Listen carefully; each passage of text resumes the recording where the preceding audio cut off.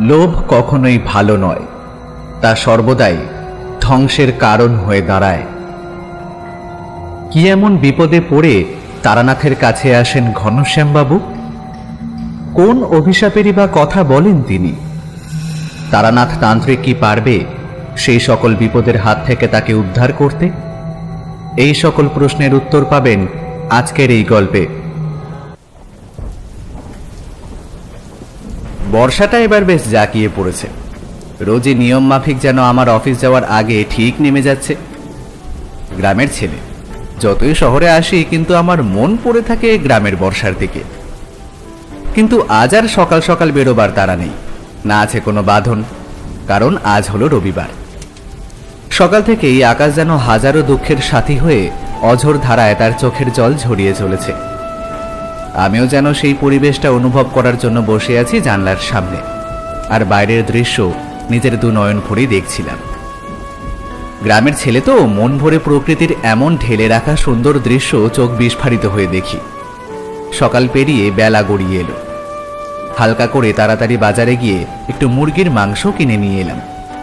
রবিবারের দিন দুপুর মানেই মধ্যবিত্তদের জন্য গরম গরম ধোয়া ওঠা ভাত আর কষা করে মুরগির মাংস। দুপুরে ভাত ঘুম দিলাম একটু। বৃষ্টিটাও এবার ধরেছে। বিকেল হতেই কেন জানি না মনটা বাড়িতে টিকছিল না। কারণ একটাই, রবিবার মানে আমাদের কাছে তারানাথের বাড়ি যাওয়া আর তার থেকে এমন কিছু গল্প শোনা।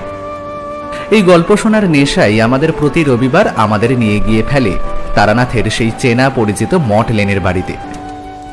আমরা বলতে আমি আর আমার প্রিয় বন্ধু কিশোরী সেন। আমি জানি সেও আমার মতনই তারানাথের কাছে যাওয়ার জন্য অপেক্ষা করছে।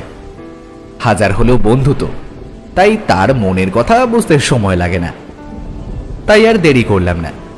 আকাশে তখন ভালোই মেঘ, যখন তখন বৃষ্টি শুরু হয়ে যেতে পারে। তাই হালকা পাতলা পোশাক পরে সাথে আমার ছাতাটা বগল দাবা করে বেরিয়ে পড়লাম মঠ লেনের উদ্দেশ্যে। রাস্তায় আজ বেশি লোক নেই, হয়তো যারা বেরিয়েছে তারা দরকারেই বেরিয়েছে। একে রোববার, তার ওপর বৃষ্টি, তাই হয়তো। পথ চলতে চলতে আমি পৌঁছে গেলাম হরিদার তেলে ভাজার দোকানে। প্রথমে চোখ পড়তেই দোকানের দিকে তাকিয়ে আমি তো অবাক। সারা রাস্তায় যেখানে লোক নেই সেইখানে হরিদার দোকানে ভিড় জমেছে বিকেলে তেলে ভাজা খাওয়ার নেশায়। বসার জায়গাগুলোতেও ভর্তি লোক, না হয় চা খাচ্ছে আর না হয় চপ। আমি এবার ভালো করে দেখি ভিড়ের মধ্যে হাসি মুখে আমার দিকে তাকিয়ে হাসছে অতি পরিচিত একটি মুখ। হে যে কিশোরী, সে বসে বসে চা খাচ্ছে। হে বন্ধু, একা একাই চায়ের মজা নিচ্ছ যে, আমায় খাওয়াবে না নাকি? আমি মজা করে বললাম। সে তখনই বলল, বসো না ভাইয়া, চা খেয়ে যাবে তো সেখানে। আমি বললাম, আলবাত যাব। এরই মধ্যে চা এসে হাজির। আমরা বেশ আয়েশ করে চায়ের সাথে সিগারেট খেয়ে নিলাম, কারণ ঠাকুর মশাইয়ের সামনে আমরা সিগারেট খাই না। কিশোরী বলে উঠল, দাও তো ভাইয়া, তারানাথের প্রিয় পাসিং শো এর প্যাকেটটা নিয়ে নি। সেটা ছাড়া তো গল্পের আসরখানায় যে জমবে না, কি বলো? আমি এবার বললাম, একদম। আর আমি সাথে গরম গরম তেলে ভাজা নিয়ে নি, কি বলো? কিশোরী হেসে বলল, আহা, চারিমার হাতে মুড়ি মাখা আর হরিদার তেলে ভাজা, জমে যাবে দিনটা গো। আমি বেশ খানিক আলুর চপ আর বেগুনি নিয়ে নিলাম চটপট করে। গরম গরম তেলে ভাজার গন্ধই আলাদা। দোকান থেকে বেরিয়ে আমরা হাঁটা দিলাম মঠ লেনের দিকে। অল্প এগিয়ে আমরা চলে এলাম সেই চেনা পরিচিত বাড়ির গেটে। এখানে গলিগুলো নিচু, আশেপাশে জল জমেছে। আমি এবার বাড়ির গেটে কড়া নাড়লাম।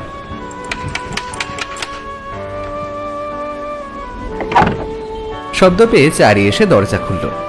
আমাদের দেখে এসে বলল, আরে কাকা বাবুরা যে, অনেক দিন যে এদিকে আসেননি। আসুন আসুন, ঘরে আসুন, বাবা বাড়িতেই আছেন। আর আপনারা চা খাবেন তো? আমি চা করে আনছি। কিশোরী বলল, হ্যাঁ চারিমা, তুমি নিয়ে আসো। আর আগে এটা ধরো তো। বলে চপের পাতাটা তার হাতে তুলে দিয়ে বলল আম তেল দিয়ে মুড়ি মেখে নিয়ে আসতে। আমি বললাম, চারিমা, তোমার কোনো তাড়া নেই, তুমি আস্তে আস্তে করো। আমি এবার বাইরে শব্দ পেলাম বৃষ্টি পড়ার। বুঝলাম বাইরে বৃষ্টি নেমে এলো। সকাল পেরিয়ে বিকেলে শ্রাবণের অঝোর বৃষ্টি নেমেছে।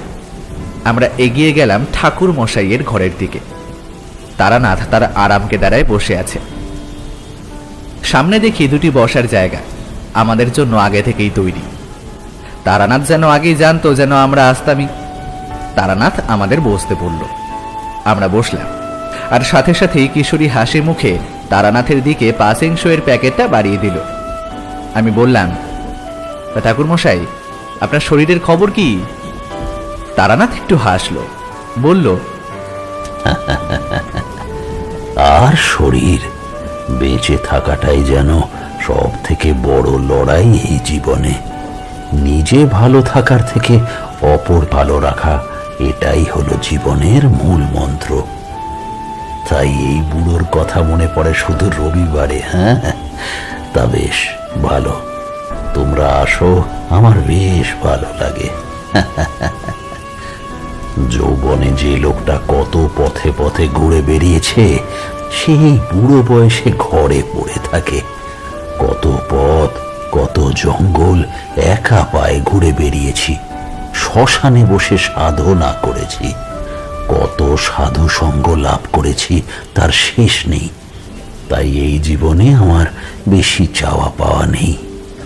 আমি আমার জীবনের সব মুহূর্তে আনন্দ লাভ করেছি, তাই আর এখন হা হুতাশ করি না। আমি বুঝলাম তারানাথের মন ততটা ভালো নেই। সে তার পুরনো স্মৃতি ঘেঁটে কিছু অজানা কারণে কষ্ট পাচ্ছে। আমি বললাম, ঠাকুর মশাই, এবার তো আমরা এসে গেছি, আর তো মন মরা হয়ে বসে থাকলে চলবে না। চলুন, নিয়ে চলুন আপনার এক সুন্দর অভিজ্ঞতার গল্পে। আমাদের যে আর তর সইছে না। তারানাথ আমার কথা শুনে মৃদু হাসলেন। এরই মধ্যে চারি ঘরে এসেছে মুড়ি মাখা আর গরম গরম তেলে ভাজা নিয়ে। তারানাথ বললেন, আহা, আবার এই সমস্ত কিছু আনার কি দরকার ছিল? আহা, এ তো আমরা সামান্য কিছু খাবার ভালোবেসে নিয়ে আসি, তাতে আবার আপত্তি কিসের?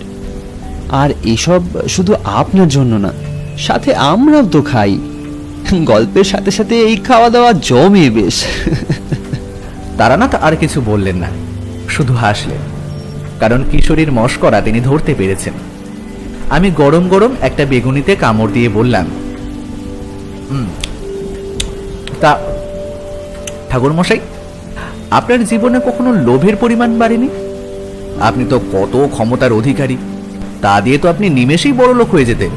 সে তো কোনো ব্যাপারই ছিল না। তারানাথ বলে উঠল, তোমাদের তো আগেও বলেছি, আমি মধুসুন্দরী দেবীর কৃপাতে যে সমস্ত ক্ষমতা পেয়েছি, শুধু মানুষের সেবা করতে তার ব্যবহার করেছি। চাইলেই অপব্যবহার করে আমি শক্তি ক্ষয় করতে পারতাম, কিন্তু আমার মন সৎ পথে মায়ের আরাধনা করেই কেটে গেল মধুসুন্দরী দেবীর কৃপায়। আমি জানি তিনি বলেছিলেন যে আমার ভাত কাপড়ের উপর কোনোদিন কোনো অভাব হবে না। আমি বড় লোক হব না কোনোদিন, আবার না খেয়েও থাকতে হবে না। আর তার কথাই সঠিক আজ। এবার তারানাথ মুখ খুললেন। লোভের কথা যখন বললে, তখন তোমাদের লোভ নিয়ে এক জমিদার পরিবারের গল্প বলি, শোনো। এই গল্পের শেষে তোমরা বুঝতে পারবে যে লোভের কি পরিণতি হয়। এই বলে তারানাথ একটা পাশেংশ ধরিয়ে ফেললেন, আর এক টান মারলেন, আর সাথে একটা ধোয়ার কুণ্ডলি পাকিয়ে ছাড়লেন। আমি বুঝলাম তারানাথ নিজের মনের মধ্যে গল্পটা সাজিয়ে নিচ্ছেন। আসলে তারানাথ এমন মানুষ যার কাছে রসহীন গল্প হয়ে ওঠে রসালো। লোকটার মধ্যে জাদু আছে বলতে হবে, না হলে আমি আর কিশোরী প্রতি রবিবার গিয়ে হাজির হই তার বাড়িতে। তাই হবে, কারণ আমি ভাবি গল্প বলাটাও হলো এক রকমের আর্ট, আর তারানাথ সেই গল্প বলিয়ে পটু মানুষদের মধ্যে পড়ে। যাই হোক, আমি আর কিশোরী একে অপরের মুখ চাওয়াচাওয়ি করলাম। এরই মধ্যে তারানাথ বলা শুরু করলো, আচ্ছা, তোমরা কি টন্ডার নাম শুনেছ? আমি আর কিশোরী উভয় বলে উঠলাম, না ঠাকুর মশাই। তারানাথ বলে চললেন, ইটন্ডা হলো বোলপুর থেকে 20 কিলোমিটার দূরে বীরভূম জেলার সীমানায় এক প্রত্যন্ত গ্রাম। ইটন্ডা নামটার সাথে একটা ইতিহাস জড়িয়ে আছে, সেটা আগে শোনো। আসলে ব্রিটিশ ইস্ট ইন্ডিয়ার অপভ্রংশ। 150-200 বছর আগে অজয় নদী যখন গ্রামের পাশ দিয়ে বয়ে যেত, তখন নীল চাষের আর ব্যবসার জন্য বিখ্যাত ছিল জায়গাটা। এখন অবশ্য সময়ের সরণিবে নদী সরে এসেছে অনেকটা, নীল চাষের প্রয়োজনও ফুরিয়েছে। 19বিংশ শতাব্দীর গোড়ায় বিভিন্ন পেশার মোট 18টা পাড়া দিয়ে তৈরি এই বর্ধিষ্ণু গ্রাম আজ কালের স্রোতে তার জৌলুস হারিয়েছে। এখনো যদি তোমরা যেতে চাও, তবে 1.5-2 ঘন্টা বাদে বাদে বোলপুর থেকে সিঙ্গির বাস ছাড়ে, সেই পথেই পড়ে গ্রামখানা। অজয়ের ঠিক ওপাশেই আর একখানা সিঙ্গি আছে, বর্ধমান জেলার বর্ধিষ্ণু গ্রাম। মধ্যযুগীয় কবি কাশিরাম দাসের জন্মস্থান। আমি সেইবার হাঁটতে হাঁটতে গিয়ে পড়ি সেই গ্রামে। গ্রামটা বেশ বড় ও সুন্দর। আমি চাইলেই আশ্রয় নিতে পারতাম কোনো গ্রামের মানুষের বাড়িতে, কিন্তু আমি তা করিনি, কারণ আসার আগে আমি খবর পেয়েছিলাম যে এই গ্রামের উত্তর পশ্চিম কোণে অজয় নদীর গা ঘেঁষে আছে একটা বড় মহাশ্মশান, আর সেই শ্মশানে বিরাজ করছেন মা শ্মশানকালী নিজে। আর সেই স্থানে নাকি প্রায়শই সাধক মানুষের সমাগম ঘটে। আমি সেই সময় গুরু পাওয়ার উদ্দেশ্যে আর সাধু সঙ্গ পাওয়ার জন্য এদিক থেকে ওদিক ঘুরি। আমার জন্য এই খবর মৌমাছি যেমন মধু পাওয়ার আশায় ফুলে ফুলে ঘোরে, সেই রকমই প্রায়। আমি গ্রামের মানুষজনকে জিজ্ঞেস করে করে হাঁটতে হাঁটতে পৌঁছলাম সেই শ্মশানের মধ্যে। বেশ বড় ধরনের শ্মশান, চারিদিকে বড় বড় গাছের বন। বিকালবেলা যখন আলো প্রায় শেষ, এমন সময় আমি প্রবেশ করি, তাই চারপাশ বেশ অন্ধকার। চারপাশে ছড়িয়ে ছিটিয়ে পড়ে আছে পোড়া কাঠের খণ্ড, আবার পোড়া ছাই। অন্ধকারের মধ্যে যেন এক নিঝুম পরিবেশের সৃষ্টি করেছে। আর একটু এগিয়ে দেখতে পেয়ে গেলাম সেই শ্মশান কালী মায়ের মন্দির। আমি ঢুকে মাকে করজোড়ে প্রণাম করলাম। একখান বড় প্রদীপ জ্বলছে সেই মন্দিরে। আমি বুঝলাম পাড়াগা একই অন্ধকার, তাই মন্দিরের পূজারী হয়তো সন্ধ্যাভোগ ও মায়ের নিত্য পূজা শেষ করে আগেই বেরিয়ে গেছেন। আমি মন্দির থেকে বেরিয়ে দেখলাম একদল মানুষ বল হরি হরি বল রব তুলতে তুলতে এগিয়ে আসছে। হয়তো গ্রামের কেউ মারা গেছেন, তাই শেষকৃত্য সম্পন্ন করার জন্য নিয়ে আসা হয়েছে। আমি এবার সেই স্থান থেকেই একটু দূরে এগিয়ে গেলাম, কিন্তু অন্ধকারের বুক চিরে একটা আলো দেখতে পেলাম। আমি একটু এগোতেই দেখতে পেলাম একটা গাছের নিচে এক সাধু বাবাকে প্রদীপের সামনে ধ্যানে মগ্ন। কাছে গিয়ে বুঝলাম সৌম্য এক জটাধারী পুরুষ। মাথায় বড় জটাযুক্ত চুল, বড় বড় দাড়ি গোঁফ।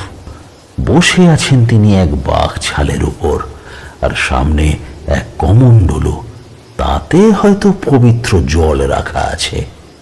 আমি চুপ করে তার পাশে এসে বসলাম, আর বুঝলাম ভালোই গভীর ধ্যানে মগ্ন তিনি। এখন তাকে বিরক্ত করা উচিত হবে না। আমি আবার সেই স্থানে পৌঁছলাম যেখানে আগেরবার গ্রামের মানুষগুলোকে দেখেছিলাম। সেই স্থানে কিছু লোক মৃতদেহ নিয়ে বসে আছে, আর বাকি মানুষেরা হয়তো কাঠ কাটার জন্য গেছেন সেই মানুষটির শেষ কাজ সম্পন্ন করার জন্য। আমি তখন একটা গাছের তলায় গিয়ে বসলাম। প্রায় সমস্ত মানুষের হাতে একটা করে হারিকেন আছে। রাতের অন্ধকারে একে একে সমস্ত মানুষ ফিরে এলো কাঠ জড়ো করে। আমার সামনেই চিতা সাজিয়ে তাতে মৃতের কেউ আগুন দিল। সমস্ত মানুষ কিন্তু শান্ত, কারণ শোকে সবাই নিজেদের সাথেই কথা বলছে না। আমিও এক দৃষ্টিতে তাকিয়ে রইলাম সেই জ্বলন্ত চিতার দিকে, কারণ এক চরম সত্য আমার চোখের সামনে ঘটে চলেছে। মানুষের কিসের এত অহংকার, কিসের এত লোভ, কিসের এত চাওয়া পাওয়া? মানুষ এসেছে একা, চলেও যাবে একা। সব অহংকার একদিন মাটিতে পড়ে থাকবে ছাই হয়ে। আমি কেমন জানি আমার নিজের মনের মধ্যে অদ্ভুত নিস্তব্ধতা অনুভব করলাম, যা আমার মনকে শান্ত করে দিল। পৃথিবীর সমস্ত কিছু বদলে দিতে পারে মানুষ, কিন্তু এই জন্ম মৃত্যু সেটা মানুষের হাতে নেই। চোখের সামনে সমস্তটা দেখছি আর অনুভব করছি যে এই জীবনে আমার যত কাজ করে যেতে হবে, কারণ কাজ করার জন্য মহান ঈশ্বর আমাদের এই ভুবনে পাঠিয়েছেন। আর আমি মনে যে শান্তি অনুভব করছি, হয়তো সমস্ত মানুষ যারা দাহ করা দেখছেন তারাও হয়তো আমার মতোই অনুভব করছে। মৃত্যু হলো এমনই এক পরম সত্য। আমি এই একটা জিনিস খেয়াল করলাম যে কারো চোখে কিন্তু জল নেই। যতই প্রিয় আত্মীয় হোক, এই সত্য অনুধাবন করে সবাই মন থেকে শান্ত হয়ে গেছে। আমি আর সেই স্থানে বসলাম না, এগিয়ে গেলাম সেই সাধু বাবার দিকে, যিনি গাছতলায় ধ্যান করছিলেন। আরো অনেকটা সময় কেটেছে। সেই স্থানে পৌঁছে দেখি সাধক তখন নিজের মনে তামাক সেবন করছেন। আমি কাছে আসতেই প্রথমে বললাম, বাবা, আমার প্রণাম নেবেন। আপনি কে? এই মহাশ্মশানে আছেন, নিশ্চয়ই কোনো কারণ আছে। তিনি যেন দেখলাম একটু হাসলেন, আর সেই রকম তামাক খেতে খেতেই বললেন, আমার নাম জেনে কি লাভ? আমি তো তোর মতো মায়ের দেখানো পথে চলা এক মায়ের পাগল ছেলে।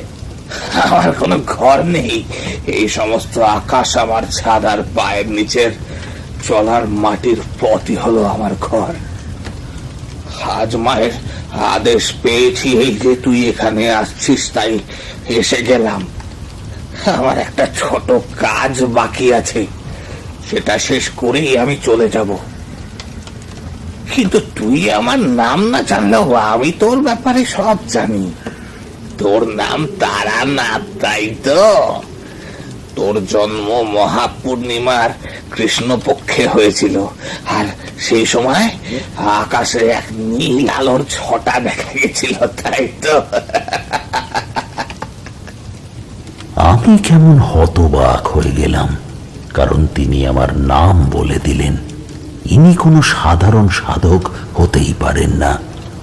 গুরু পাওয়ার আশায় কত জায়গা ঘুরে বেরিয়েছি আমি, আর ইনি আমার সামনে দাঁড়িয়ে সাধক বললেন, আমি সবই জানি, আর এও জানি তোর সামনে সমূহ বিপদ ঘনিয়ে এসেছে, আর সেই বিপদ থেকে উদ্ধারের পথ বলে দেওয়ার জন্যই হয়তো আজ আমি এখানে। আমি বললাম, হয়তো কেন গুরুদেব? তিনি উত্তর দিলেন না, মুখোতে এক টান দিয়ে মুখ খুললেন।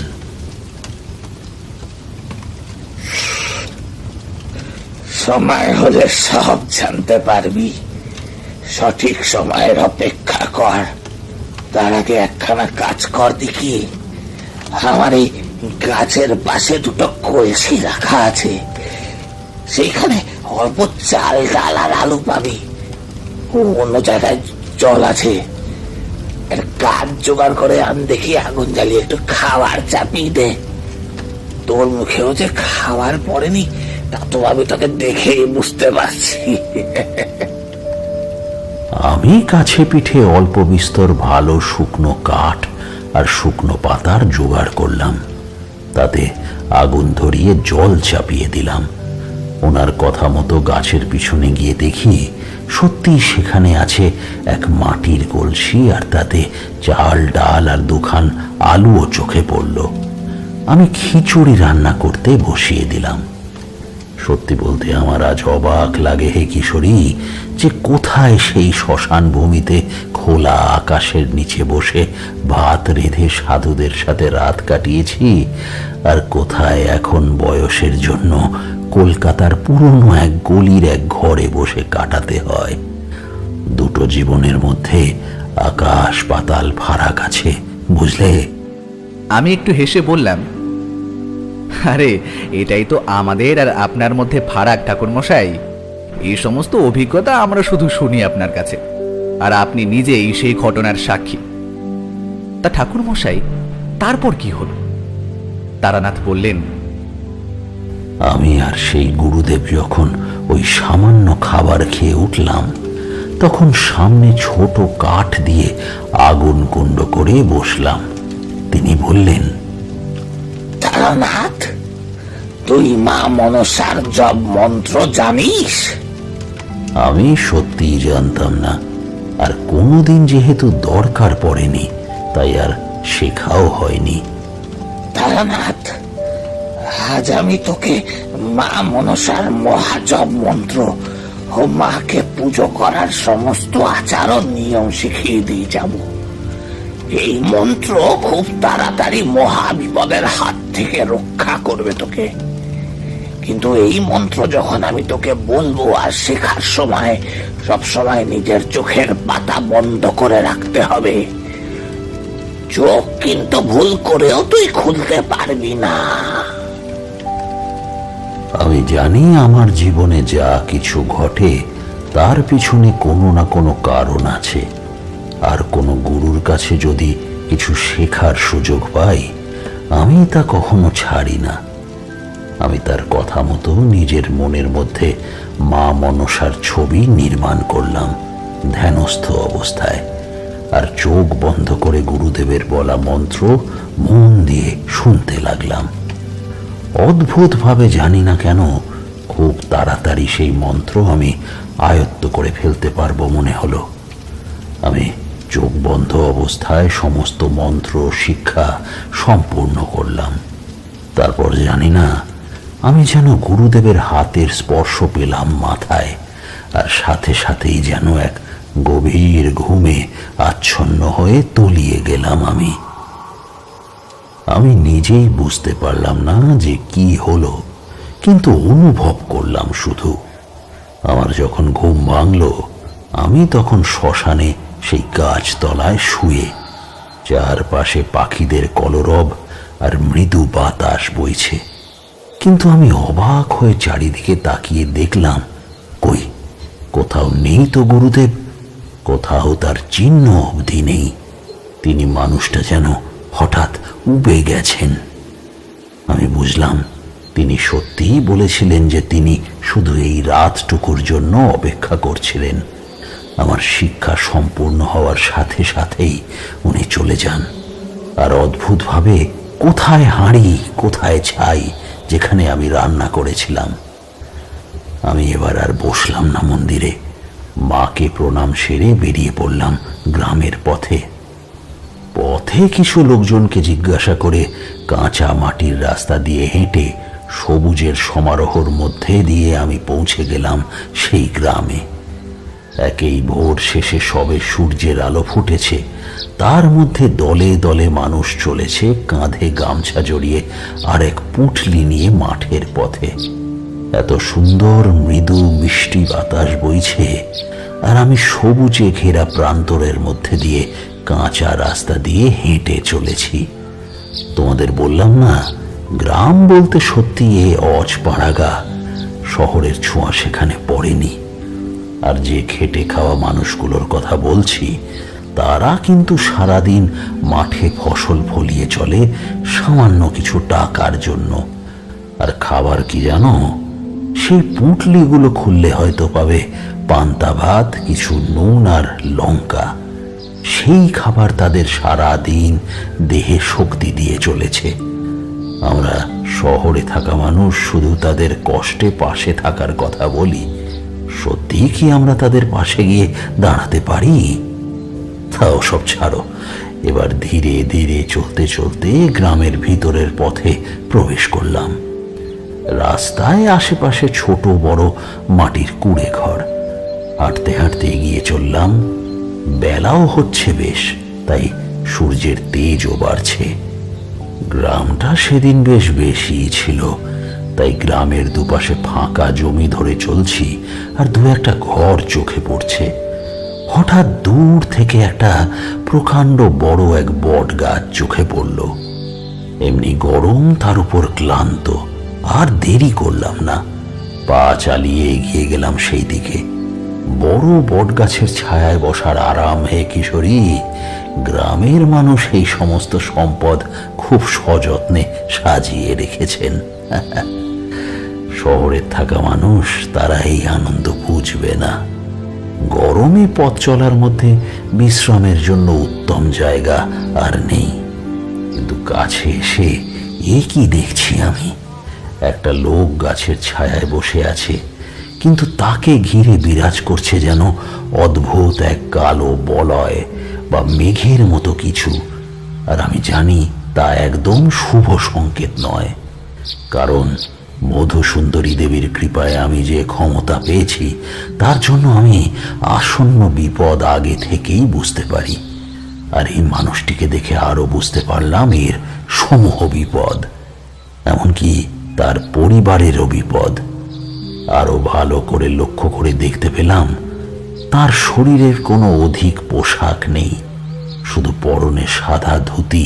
আর শরীর স্বাস্থ্য দেখে সম্ভ্রান্ত পরিবারের মানুষ মনে হলো, কিন্তু দীর্ঘদিনের অনিয়মে শরীর ভেঙে পড়েছে, আর চোখ দিয়ে এক ফোঁটা দু ফোঁটা জলও গড়িয়ে পড়তে দেখলাম যেন।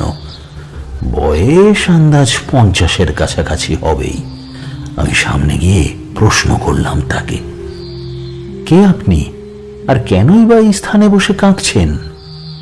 কারণ সামনে গিয়ে সোজাসুজি তো বলতে পারি না আপনার সমূহ বিপদ, তাহলে লোকে আমাকে পাগল ভাববে। মানুষটি চোখ তুলে আমায় দেখে বললেন, আমি ঘনশ্যাম সামন্ত। বাবা, আপনি কি ব্রাহ্মণ? আমি বুঝলাম আমার পোশাক দেখে সে বুঝতে পেরেছে। আমি তাকে বললাম, হ্যাঁ, আমি তারানাথ, মায়ের একনিষ্ঠ ভক্ত, যে পথে পথে ঘুরে বেড়ায়। আর আপনি কিছু মনে না করলে একটি কথা বলি। আপনার সামনে কিন্তু সমূহ বিপদ, আমি তা নিজের দিব্য শক্তি দিয়ে দেখতে পাচ্ছি। আমার কথা শুনে তার মুখ হতবাক, কিন্তু সেই রকম কেঁদেই সে বলল, আর বিপদ? সব শেষ হয়ে গেছে, আমার সব শেষ হয়ে গেছে। আপনি আপনি নিশ্চিত কোনো বড় সাধক হবেন বাবা। আমায় আর আমার পরিবারকে এই অভিশাপ থেকে মুক্তি দিন, আমি যে আর পারছি না। আমি বললাম, তা আপনি কাঁদছেন কেন? আর পুরোটা খুলে বলুন আমায়। আমি আমার যথাসাধ্য চেষ্টা করব আপনাকে বিপদ থেকে উদ্ধার করতে। সে বলল, ঠাকুর মশাই, কি আর বলি আপনাকে, যে মানুষ 5-5টি নিজের পরিবারের মৃত্যু নিজের চোখের সামনে দেখেছে, সে আর কি করবে? ভয়ানক কোন অভিশাপ গ্রাস করেছে আমার পুরো পরিবারকে। এত বড় 7 জনের পরিবারের এখন আমি আর আমার ছোট ছেলেটা শুধুমাত্র বেঁচে আছি। সব শেষ হয়ে গেল, আমাদের আর কিচ্ছু নেই ঠাকুর মশাই। এই কিছুদিনের মধ্যে হয়তো আমার বাকি 2 জনও আর বাঁচবো না। সেই অভিশাপ কাউকে ছাড়ে না। আমি মরলে মরি, কিন্তু আমার ছেলেটা কি দোষ করলো? ও তো ওইটুকু ছেলে মানুষ। কে যে আমাদের এই অভিশাপ থেকে মুক্ত করবে ভগবান জানেন। আর যদি আমি লোভ না করতাম, এসব কিছুই হতো না। এই বলে তিনি কান্নায় ভেঙে পড়লেন। আমি এবার বললাম, আমি সমস্ত কিছু জানতে চাই, খুলে বলুন। তিনি বললেন, আমি অনেকক্ষণ হলো বাড়িতে আমার ছোট ছেলেটাকে রেখে এসেছি, তাই আমার খুব চিন্তা হচ্ছে ঠাকুর মশাই। আপনি আমার সাথে আমার বাড়িতে চলুন, সেখানেই না হয় সব কথা খুলে বলবো আমি। আর সেখানে থাকতে আপনার কোনো অসুবিধা হবে না।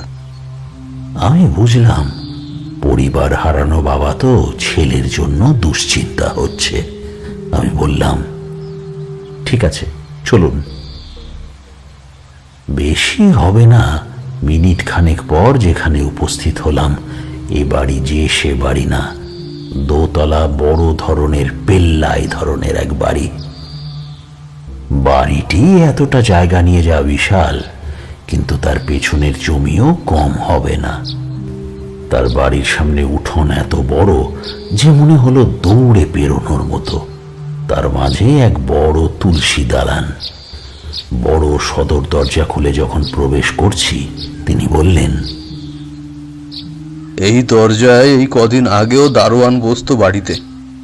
এখন এই পরিস্থিতিতে এমন অবস্থা হয়েছে যে কি বলবো। তাই সর্বসাকুল্যে ওই একজন বিশ্বস্ত চাকর আছে যে বহু বছর থেকে এই বাড়িতে আছে। আমার পরিবারের এর দুর্দিনেও সে আমাদের ছেড়ে যায়নি। আমরা প্রবেশ করলাম বসার ঘরে। বেশ বড় ঘর, কিন্তু বহুদিন অগোছালো পড়ে থাকলে যা হয়। আপনি বসুন ঠাকুর মশাই, আমি একটু আপনার জন্য চা বলে আসি, আর ছেলে কি করছে একবার দেখে আসি। আমি তখন মনে মনে ভাবছি, এত বড় গ্রামের এটাই অনেক বড় বাড়ি, তাই তারা এই গ্রামের বড় লোক ও সম্মানীয় পরিবার হবেন। কিন্তু তাদের এই দুর্দশার কারণ কি? এর কিছুক্ষণের মধ্যেই এক চাকর দেখি চা দিয়ে গেল, সাথে কিছু মিষ্টি। সাথে সাথেই ঘরে প্রবেশ করলেন ঘনশ্যামবাবু, আর সাথে বছর 10 কি 12 এক ছেলে। তিনি বসে পড়লেন আর বললেন, ঠাকুরমশাই, এই আমার ছোট ছেলে, সবসময় এরই ভয় আমি আতঙ্কে থাকি। আমি বললাম, এবারে আপনি শুরু করুন। ঘনশ্যামবাবু চায়ে চুমুক দিয়ে বললেন,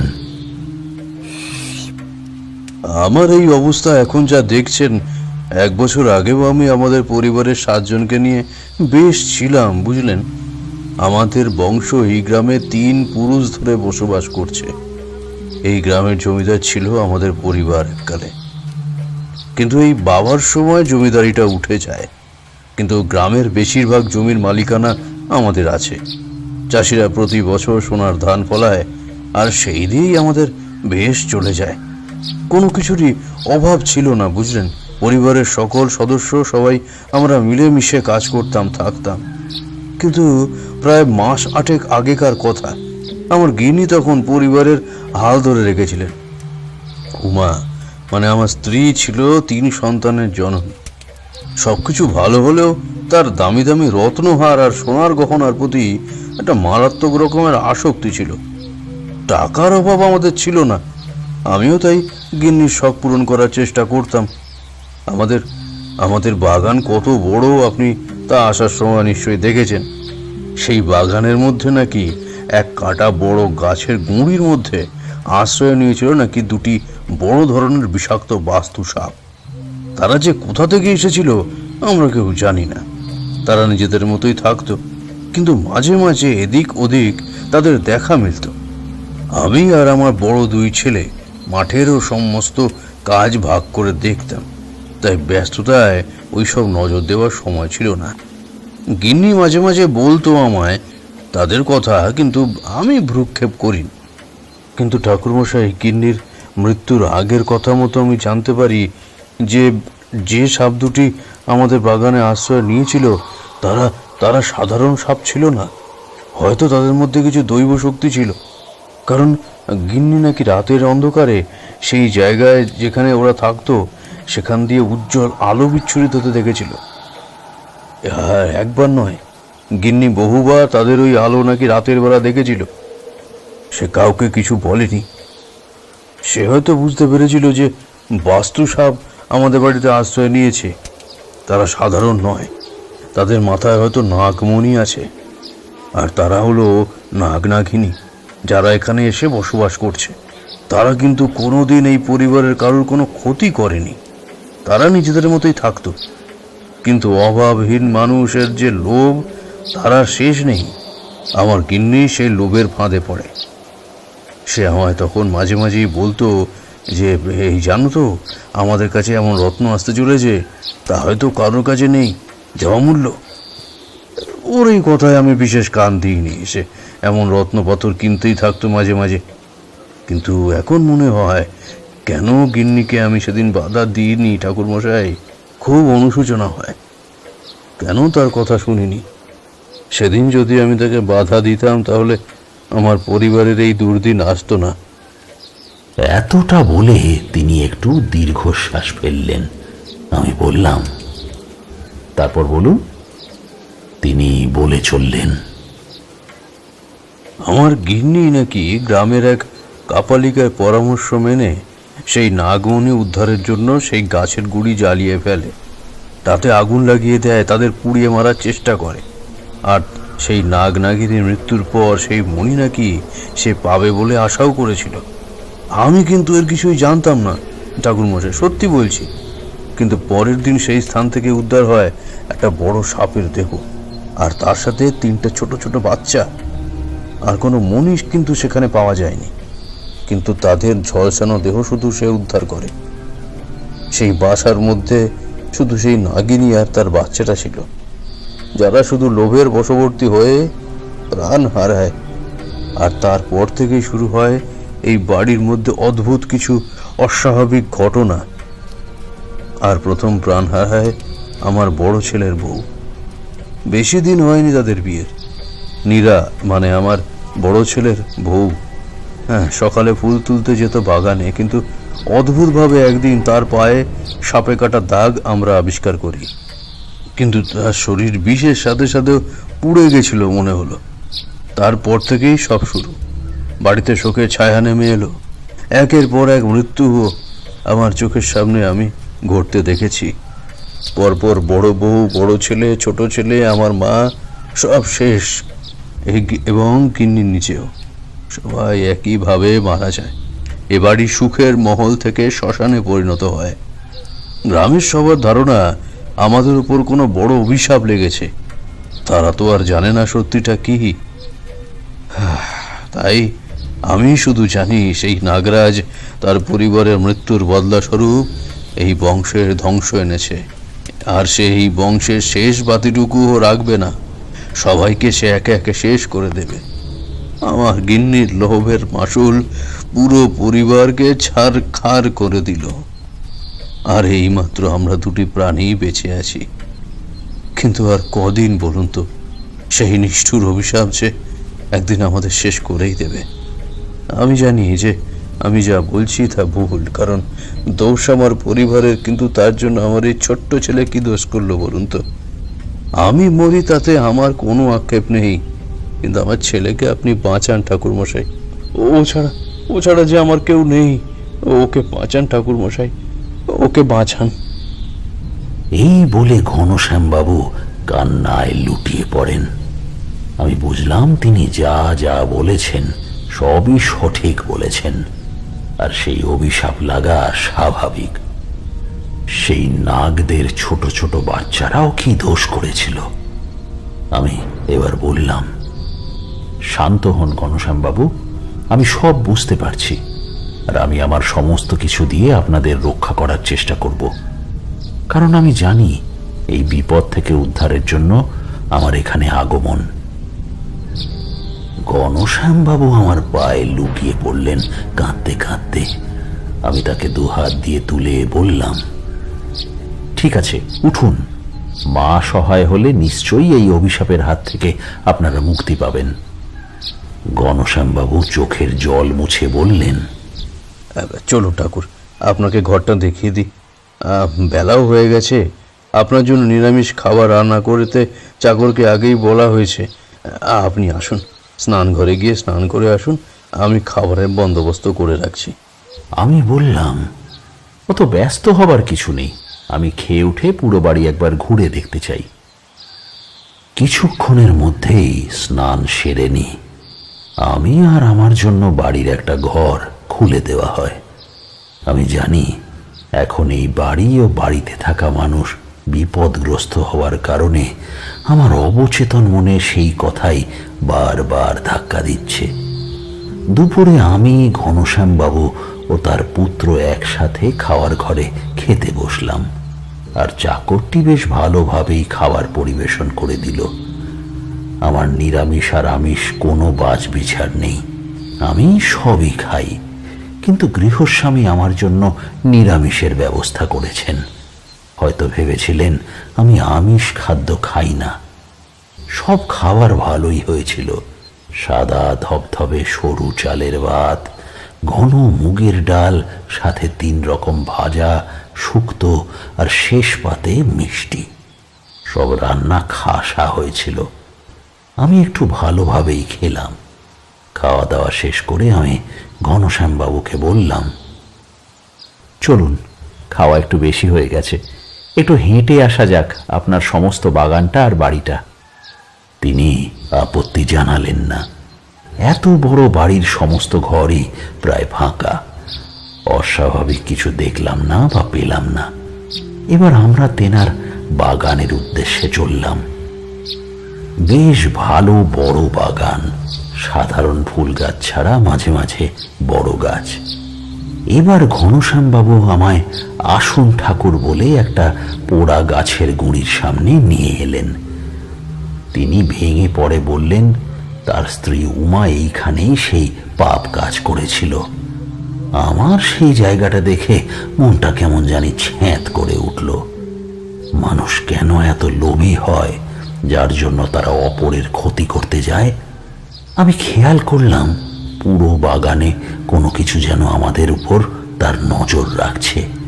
আমি বললাম, চলুন, আর কিছু বলতে হবে না। আমি বুঝতে পারছি কি হচ্ছে, কিন্তু তার প্রতিকার আমার জানা নেই, তাই অপেক্ষা করতে হবে। হঠাৎ করে আমরা যখন কথা বলছিলাম তখন পেছন থেকে এক ফ্যাস ফ্যাস করে অদ্ভুত এক শব্দ শুনতে পেলাম। আর পিছনে ফিরে তাকাতেই দেখি এক অদ্ভুত লম্বা, প্রায় 4-5 ফুট তো হবেই, বেশ বড় ধরনের একটি সাপ ঘনশ্যামবাবুকে লক্ষ্য করে ফনা তুলে এগিয়ে আসছে। আর আমি নিশ্চিত যে এই প্রাণীর এক দংশনে মৃত্যু নিশ্চিত। আমি বুঝলাম বিপদ উপস্থিত। এই সময় মাথা ঠান্ডা রাখতে হবে, না হলে সব শেষ হয়ে যাবে। আমি এবার আর সময় নষ্ট না করে মা মনসার জপ মন্ত্র মনে মনে পড়তে লাগলাম। হঠাৎ করে কেন জানি না সেই সাপ পিছু চলতে লাগলো, আর পিছনের এক ঝোপঝাড় পেরিয়ে অদৃশ্য হয়ে গেল। আমিও হাঁপ ছেড়ে বাঁচলাম, কারণ অভিশাপ।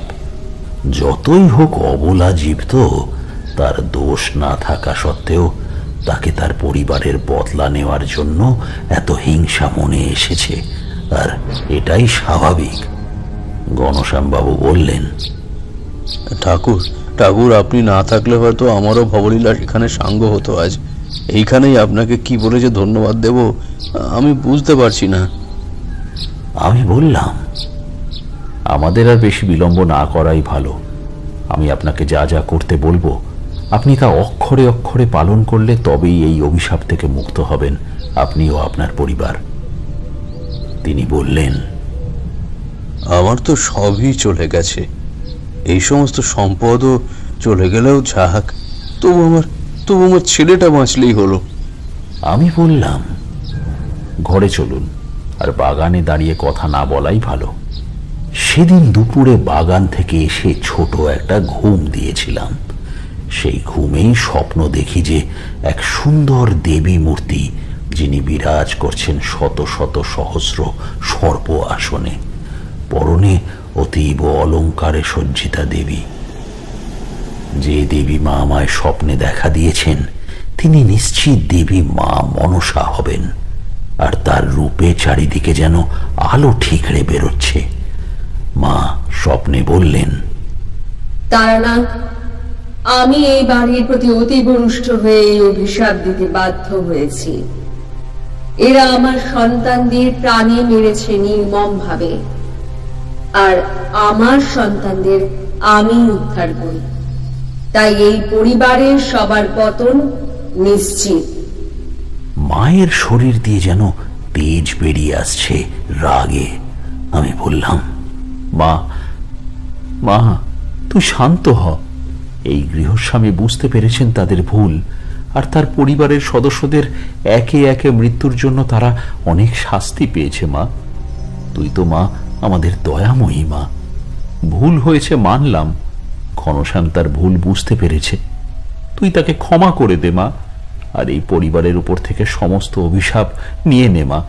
তুই তো মা, এই ভক্তের করজোড়ে করা এই একটা অনুরোধ শোন মা, ক্ষমা করে দে ওদের।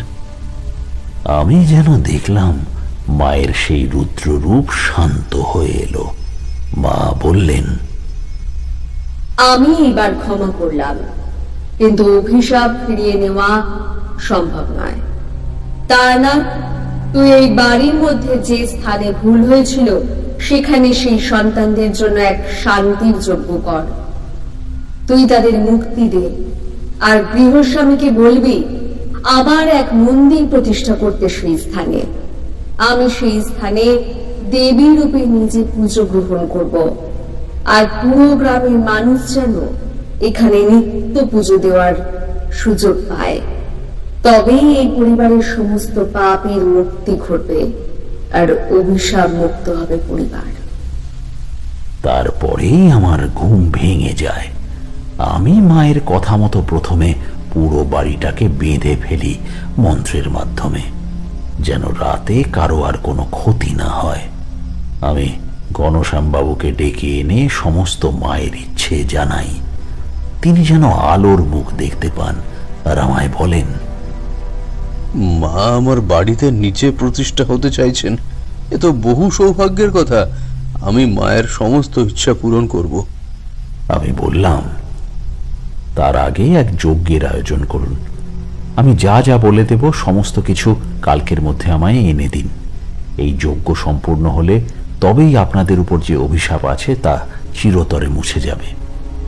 আমি এবার যা যা লাগবে সমস্ত কিছু বলে দিলাম তাকে, আর সমস্ত কিছু নিয়ম মাফিক মেনে জোগাড় করতেও বললাম। পরের দিন তিনি সমস্ত কিছু নিয়ম মাফিক জোগাড় করে ফেলেন। আমি আর বিলম্ব না করে সমস্ত নিয়ম কানুন মেনে যজ্ঞের সব কাজ সম্পন্ন করি, যা যা আমি গুরুদেবের থেকে শিখেছিলাম। এবার আমি ঘনশ্যামবাবু ও তার ছেলেকে উপস্থিত রাখি ও আমার পিছনের অংশে তাদের বসতে বলি, আর এক গণ্ডি কেটে দিই, যাতে কোনোভাবেই তারা যজ্ঞ চলাকালীন কোনো বিপদের মুখে না পড়ে। সমস্ত জায়গায় গঙ্গা জল ছড়িয়ে আমি শুদ্ধ করে নিই। তারপর যজ্ঞের আগুন জ্বালিয়ে দিলাম। কিছুক্ষণ পর পর সামান্য কিছু ঘি আমি দিয়ে চলেছি, আর মনে মনে পড়ে চলেছি মা মনসার জপ মন্ত্র। আমি কোনোভাবেই এই মন্ত্র বলা থামাইনি, কিন্তু আমি জানি মা যখন নিজে সহায় আছেন কোনো বিঘ্ন ঘটবে না, কারণ এটা শান্তি যজ্ঞ। আমি সমস্ত মন্ত্রপাঠ শেষ করে নিজে যজ্ঞে প্রথমে আহুতি দিই, আর তারপর ঘনশ্যামবাবু ও তার পুত্রকে তাদের পরিবারের পাপ স্বরূপ তাদের যজ্ঞে আহুতি দেওয়াই। তাদেরকে ক্ষমা প্রার্থনা করতে বলি আমি। সমস্ত যজ্ঞ যখন প্রায় সমাপ্ত হবে, সেই সময় কোথা থেকে যেন হঠাৎ উদ্ভব হয় সেই বড় সাপটা, যেটা আগের দিন আমাদেরকে আক্রমণ করেছিল। কিন্তু আমি জানি যে সে আর প্রতিহিংসার জন্য আসেনি, এসেছে তার নিজের পরিবারের শান্তির জন্য। সে এসে যজ্ঞকুণ্ডের পাশে রাখা দুধের বাটি থেকে কিছুটা দুধ খায়। সেই সাপটিকে দেখে ঘনশ্যামবাবু ও তার ছেলে ভয়ে কাতর। আমি তাদের বলি, ভয় পাবেন না, এ আপনার ক্ষতি করতে আসেনি। আজ এসেছে সে নিশ্চিত নিজের পরিবারের আত্মার শান্তি কামনা করতে। কিন্তু আমি ভেবেছিলাম সবকিছু এই রকমই শেষ হবে। তুমিও তাই ভাবছো, তাই তো হে বিভূতি? হ্যাঁ। তারানাথ আমার দিকে তাকিয়ে প্রশ্ন ছুড়ে দিলেন। এই বলে তিনি হাতে আর একখানা পাসেংশ সিগারেট তুলে নিলেন, আর তাতে আগুন ধরিয়ে একটা ধোঁয়ার রিং ছেড়ে বললেন,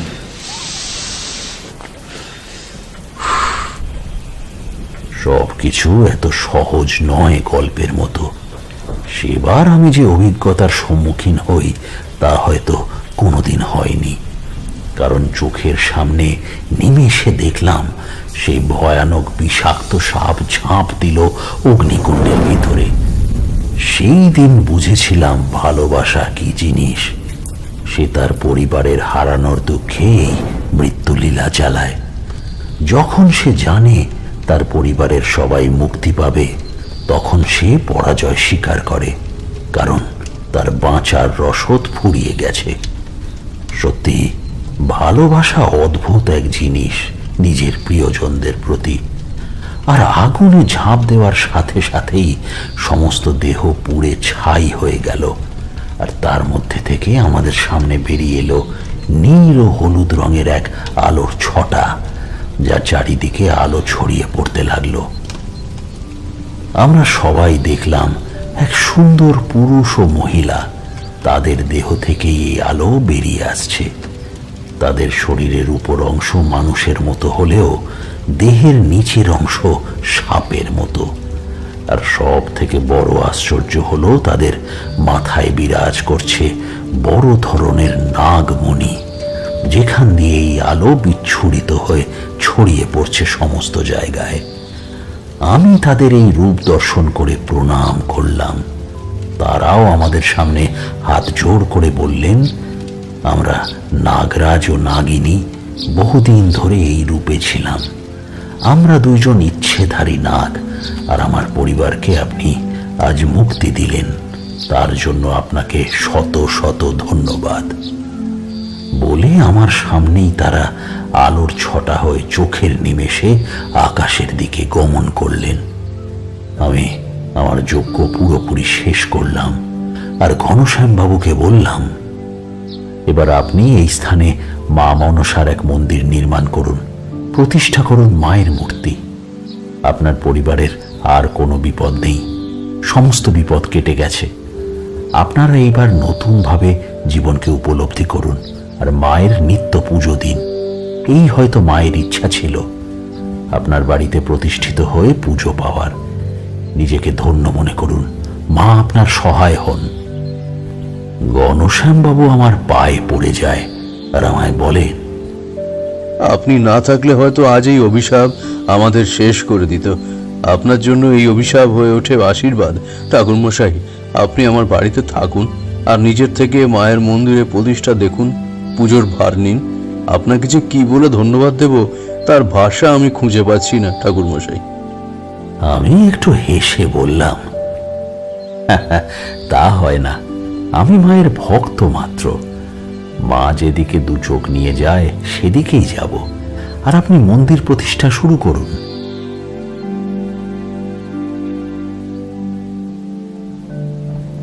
ঘনশ্যামবাবু আমার সামনে দুই হাত জোড় করে দাঁড়িয়েছিলেন। আমি সেখান থেকে বেরিয়ে আসি।